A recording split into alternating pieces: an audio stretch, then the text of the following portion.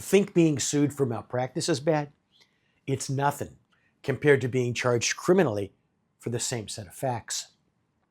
In February 2023, a 56-year-old patient, Bart Reiter, went in for cataract surgery at Insight Surgery Center in Lone Tree, Colorado.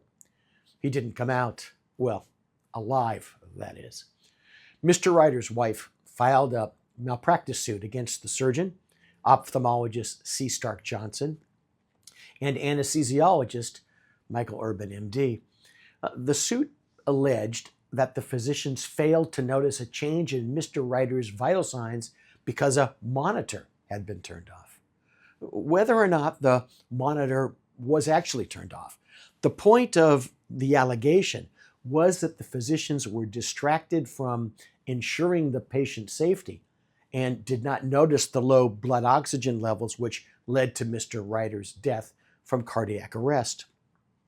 As Doctors Johnson and Urban apparently admitted, they were playing a game of music bingo in the OR, a game in which snippets of songs are played while the contestants, the doctors, scramble to match the names of the performers to the letters of the word bingo. Both Doctors Johnson and Urban settled the malpractice claims against them. I assume that neither admitted liability. However, the surgeon did blame the anesthesiologist for the failure to monitor Mr. Reiter and ensure that he was safe. Dr. Urban has now been charged by a grand jury with manslaughter and with criminally negligent homicide. Of course, it's yet to be seen whether the case will proceed to trial, and if so, whether he will be found guilty. As of now, Dr. Urban is presumed to be innocent. That said, the sad set of circumstances presents significant lessons both for physicians and for medical group leaders. As to group leaders, what policies do you have in effect, regardless of the setting, to prevent what I'd call distracted doctoring? What education and training does the group provide to its physicians and, as appropriate, other personnel?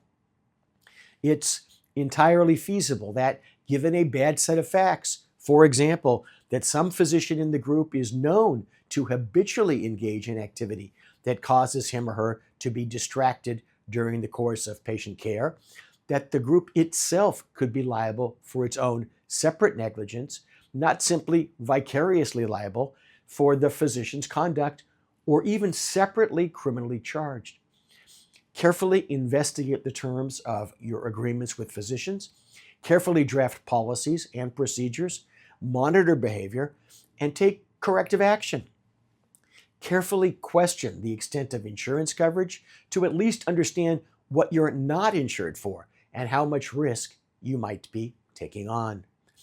Ultimately, if someone is exposing your group to outsized liability, you need to question whether the relationship should end. Before the relationship ends, a patient, the physician, and perhaps the group itself.